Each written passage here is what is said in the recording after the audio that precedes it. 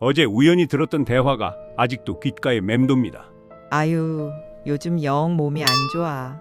약은 자꾸 늘고 채소도 꼬박꼬박 챙겨 먹는데 왜 혈당은 꿈쩍도 않는지 몰라. 이 말을 들으며 가슴이 먹먹해졌습니다.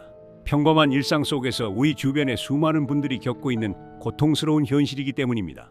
혹시 여러분도 이런 고민을 안고 계신가요? 건강검진 결과지를 받아들고 불안해하신 적은요? 매년 늘어나는 약봉투를 보며 한숨 쉬신 적은요? 오늘은 노년내과 명의이자 진정한 건강 멘토 김지훈 원장님의 통찰을 통해 돈으로 살 수 없는 건강과 젊음의 진짜 비결을 이야기하려 합니다. 원장님은 놀랍게도 건강검진을 거의 받지 않는다고 하시는데요. 과연 어떤 철학이 담겨 있을까요? 그리고 왜 우리는 병원에 갈 때마다 아는 것이 병이 되는 상황을 마주하게 될까요? 우리 사회는 건강염려증으로 가득합니다. 아침에 눈을 뜨면 뉴스에서는 새로운 질병에 대한 경고가 쏟아지고 SNS에서는 각종 건강 정보가 범람합니다. 이것 먹으면 암 걸린다. 저것 안 하면 치매 온다. 미디어는 끊임없이 질병의 공포를 주입하고 우리는 더 많은 검사를 받고 더 많은 약을 먹어야 한다는 강박에 시달리죠. 그 결과는 어떤가요? 병원은 검진을 받으려는 사람들로 북적이고 약국에서는 영양제와 건강기능식품이 불티나게 팔립니다. 하지만 정작 우리는 더 건강해졌나요? 아니면 더 불안해졌나요? 김지훈 원장님은 건강검진에 대한 일반적인 생각과는 다르게 매우 명확한 철학을 가지고 계십니다. 바로 내 삶은 내가 마무리하겠다는 주체적인 삶의 방식입니다. 원장님은 이렇게 말씀하십니다. 검진이라는 게 하나의 영리 행위처럼 변해가는 모습도 꽤 많아요. 우리는 혹시 검진 자체를 건강관리의 전부라고 착각하고 있는 건 아닐까요? 우리를 가로막는 진짜 적병은 질병이 아니라 우리를 끊임없이 불안하게 만들고 불필요한 소비로 이끄는 건강염려증과 잘못된 정보의 홍수일지도 모릅니다. 하지만 여기서 오해하지 마세요. 김지훈 원장님은 검진을 하지 않는다고 해서 건강을 방치하는 것이 절대 아니라고 말합니다. 오히려 그 반대입니다. 건강하게 살려는 노력을 더 하라는 거죠. 검진을 많이 한다고 건강해지나요? 건강하게 사는 법이 더 중요한 거고 그 건강하게 사는 법대로 살면 그런 문제들이 생길 가능성은 오히려 떨어집니다. 이 말씀이야말로 우리가 가진 무력감을 깨뜨리고 스스로 건강을 통제할 수 있다는 희망을 주는 새로운 패러다임입니다. 생각해 보세요. 검진 결과지에 적힌 숫자들에 일희일비하며 사는 것과 매일 내 몸을 위해 좋은 선택을 하며 사는 것. 어느 쪽이 더 주체적인 삶일까요? 노화는 질병이 아니라 자연스러운 과정입니다. 중요한 것은 그 과정을 어떻게 관리하고 즐기느냐에 달려 있습니다. 자, 이제 구체적인 이야기를 해볼까요? 원장님은 다음과 같이 말합니다. 검사가 중요한 게 아니라 운동이 중요합니다. 여성분들이 폐경 이후 늘 걱정하는 골밀도에 대해 걱정하는데요. 혹시 여러분도 골밀도 검사만 받고 칼슘제와 비타민 D만 챙겨 드시고 있지는 않나요? 원장님은 우주 비행사들의 사례를 들어 뼈 건강의 핵심을 설명합니다. 우주 비행사들이 우주에서 돌아오면 뼈가 약해진다는 사실 알고 계셨나요? 무중력 상태에서는 뼈에 가해지는 스트레스가 없어 칼슘이 빠져나가기 때문입니다. 땅에 사는 우리도 마찬가지입니다. 늘 누워만 있거나 앉아만 있다면 뼈에 스트레스가 가지 않아 칼슘이 흡수되지 않습니다. 아무리 비싼 칼슘제를 먹어도 소용없다는 뜻이죠.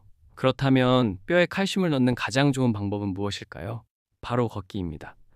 걷기는 하체의 모든 뼈에 칼슘을 공급합니다. 발목, 무릎, 고관절, 척추까지 말이죠. 그리고 상체 뼈를 위해서는 팔굽혀펴기를 권합니다. 힘들다면 무릎을 대고 시작해도 좋습니다.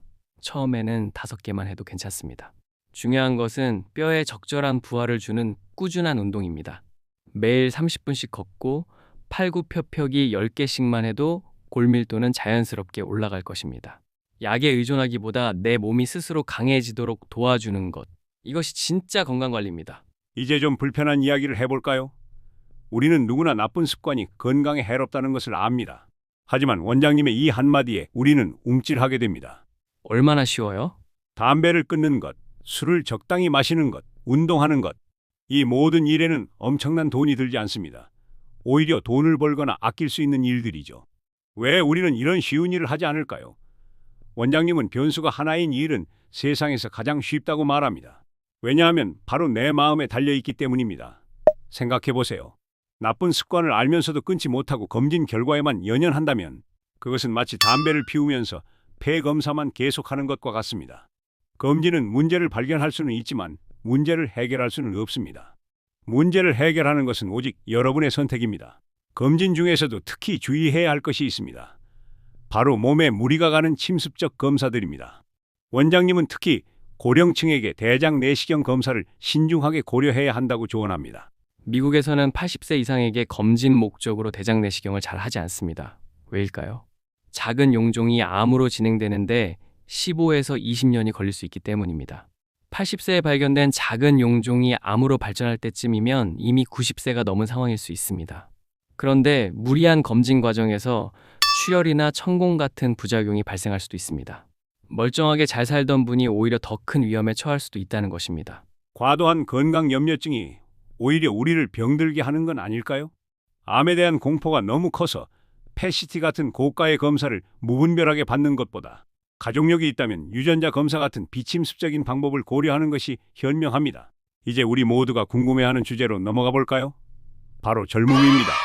김지훈 원장님은 이렇게 말합니다. 젊어 보인다는 이야기는 결국 건강하다는 이야기입니다. 건강하지 못한 사람은 결코 젊어 보일 수 없습니다. 노년 내과 의사로서 수많은 사람들을 만났지만 피부만 들여다보며 건강하려는 생각을 하지 않는 분들이 많다고 합니다. 비싼 화장품을 바르고 고가의 시술을 받으면서도 정작 밤에는 술을 마시고 늦게 자는 분들 말이죠. 근본적인 건강이 뒷받침되지 않으면 피부만 깨끗해진다고 젊어 보이는 것이 아닙니다. 그렇다면 진짜 젊음의 비결은 무엇일까요? 잘 자고, 잘 먹고, 운동하는 것. 이 세 가지가 젊음과 건강의 핵심입니다. 욕심을 내려놓고 나이에 맞는 자연스러운 삶을 살아가는 것이 중요합니다. 60대가 40대처럼 보이려고 무리하는 것보다 건강한 60대로 사는 것이 훨씬 아름답습니다. 많은 사람들이 뭘 먹으면 피부가 좋아지고 뭘 먹으면 안 되는지 궁금해합니다. 원장님의 답변은 의외로 간단합니다. 뭘 먹어도 됩니다. 중요한 것은 먹는 시간과 먹는 방식입니다. 하루 3끼를 정시에 정량을 먹는 것이 가장 중요합니다. 밤샘 야식은 라면이 나쁜 것이 아니라 그 시간에 안 자고 먹는 것이 나쁜 것입니다. 생각해 보세요.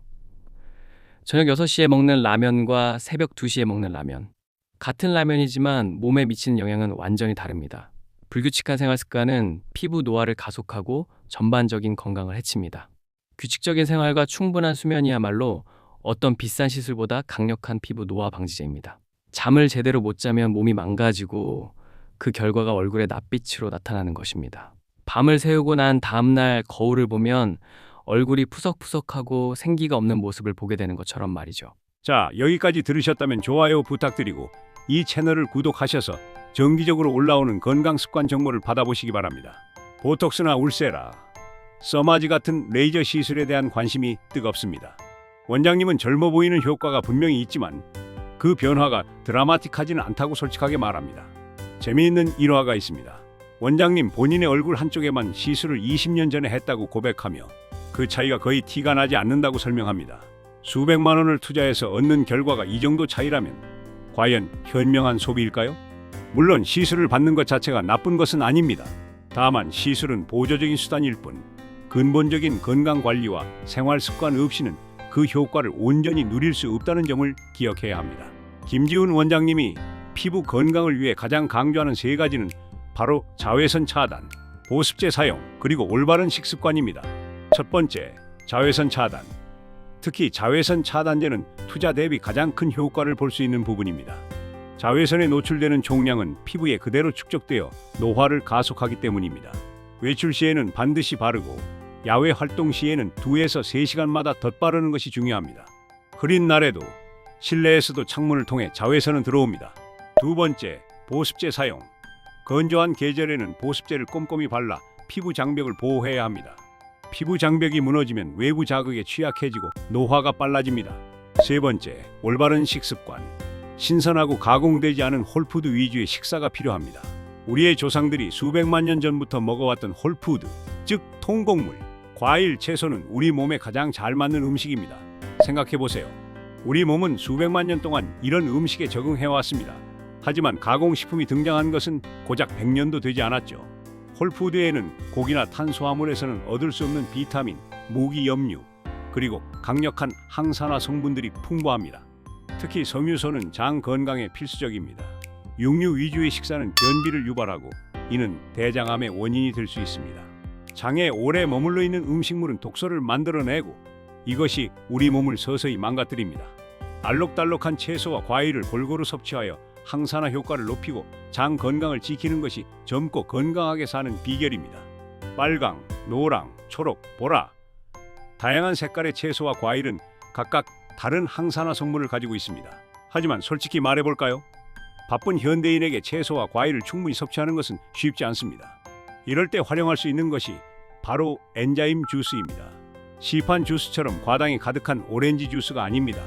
오이, 양배추, 파프리카, 샐러리 등 신선한 채소를 직접 갈아 만든 주스를 말합니다. 채소를 먹기 힘들다면 과일을 조금 넣어 맛을 조절해도 좋습니다. 사과 반 개, 바나나 반 개 정도면 충분합니다. 중요한 것은 주스를 마신 후 움직이는 것입니다. 식후 가벼운 산책만으로도 혈당 스파이크를 막을 수 있습니다. 소화력이 약하거나 연로한 분들은 착즙 방식을, 소화가 잘 되는 젊은 분들은 통째로 갈아 섬유소까지 섭취하는 것을 추천합니다.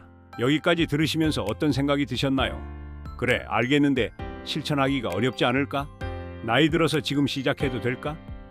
이 모든 변화를 만들어낼 힘은 바로 여러분 자신에게 있습니다. 무분별한 검진과 시술에 의존하기보다 여러분의 몸이 스스로 치유하고 건강해질 수 있는 환경을 만들어주는 것이 중요합니다.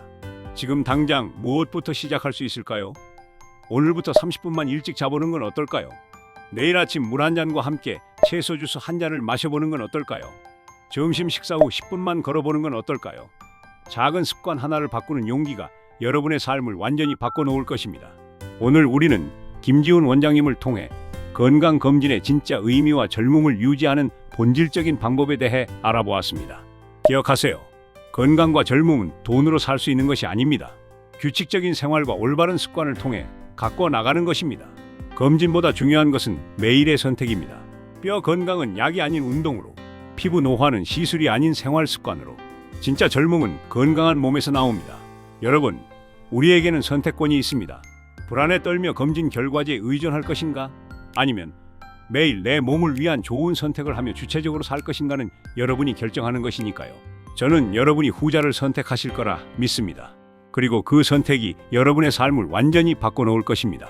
다음 시간에는 더욱 흥미로운 건강 비결을 가지고 여러분을 찾아뵙겠습니다. 감사합니다.